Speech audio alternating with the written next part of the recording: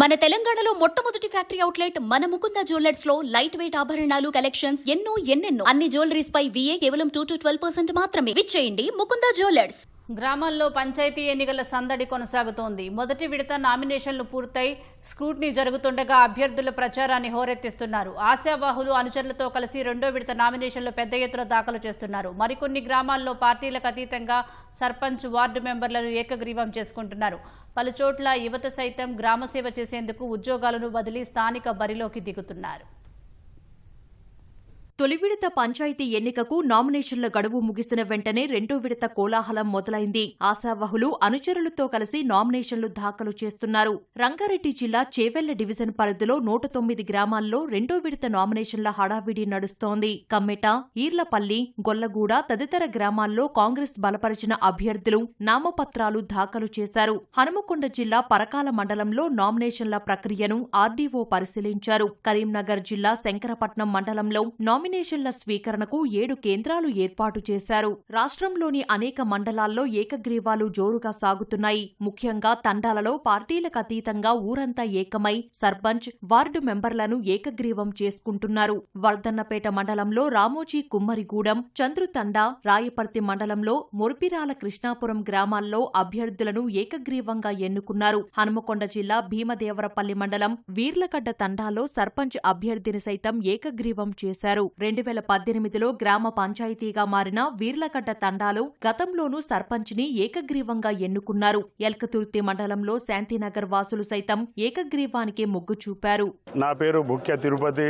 మేము ఈ సర్పంచ్ ఎన్నికల్లో మనిషికి విభేదాలు రాకొద్దని చెప్పేసి అభివృద్ధి ధ్యేయంగా మేము ఏకగ్రీవ నిర్ణయానికి వచ్చినాము. ఊరందరూ చిన్న పెద్దలందరూ కలిసి 8 వార్డు మెంబర్లు మరియు సర్పంచ్ను అన్నిటికీ ఏకగ్రీవ నిర్ణయమే తీసుకున్నాము.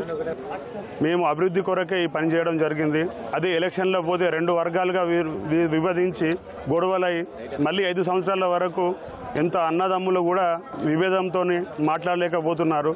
అందువల్ల ఈ నిర్ణయానికి వచ్చినాము. అన్ని పార్టీలు కలిసి మంచి మనసుతోని ఏకీకరణ చేసుకున్నాం. దీనికి గవర్నమెంట్ ఏమైనా చొరవ తీసుకొని మాకు 40-50 లక్షలు సహకారం చేయవలసిందిగా కోరుచున్నాం. గ్రామాలను అభివృద్ధి చేయడానికి, వెనుకబడిన ప్రాంతాలను అభివృద్ధి చేయడానికి అందరం కలిసికట్టుగా ఉండి ముందుకు నడవాలని తీసుకున్న నిర్ణయం. ఉమ్మడి అభ్యర్థిగా BRS, Congress, BJP all parties అందరు కలిసి నన్ను ఇనామస్గా ఎన్నుకోవడం జరిగింది.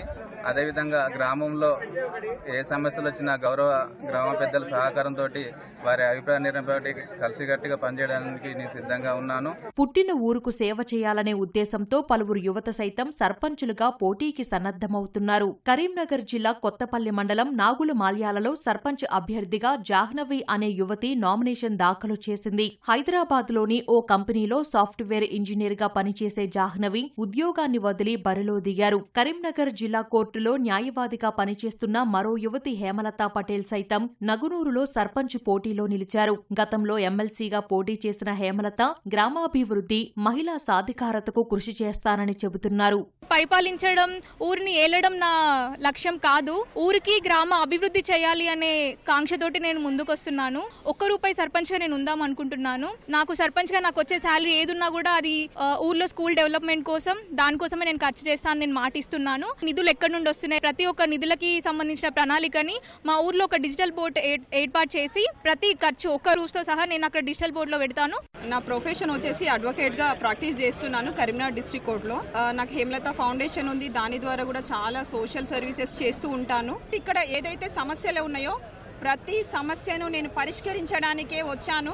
యువతగా మేమందరం కూడా ముందుకు రావడానికి కారణాలు కూడా ఇదే. మేము డబ్బు కోసం రావట్లేదు, మా పని, మా శ్రమను ఖర్చు చేయడానికి మీకోసం మేము బాధ్యతగా వస్తున్నాము. మీరందరూ కూడా బాధ్యతగా మాకు ఓటేస్తే ఖచ్చితంగా మేము సమయ పాలనతోని మీకు సాయంగా ఉంటూ ప్రతి పని చేస్తామని చెప్తున్నాం. మొదటి విడత నామినేషన్ల పరిశీలన జరుగుతుండగానే అభ్యర్థులు ప్రచార బరిలోకి దిగారు. అనుచరులను వెంటబెట్టుకుని ఇంటింటికి తిరుగుతున్నారు. అవకాశమిస్తే ఊరి సమస్యలు పరిష్కరిస్తామంటూ ఓట్లు అభ్యర్థిస్తున్నారు. సిద్దిపేట జిల్లా హుస్నాబాద్ సమీపంలో గాంధీనగర్లో ఓటు అమ్ముకోవద్దనే సందేశాన్నిస్తూ ఫ్లెక్సీలతో యువత అవగాహన కల్పిస్తున్నారు.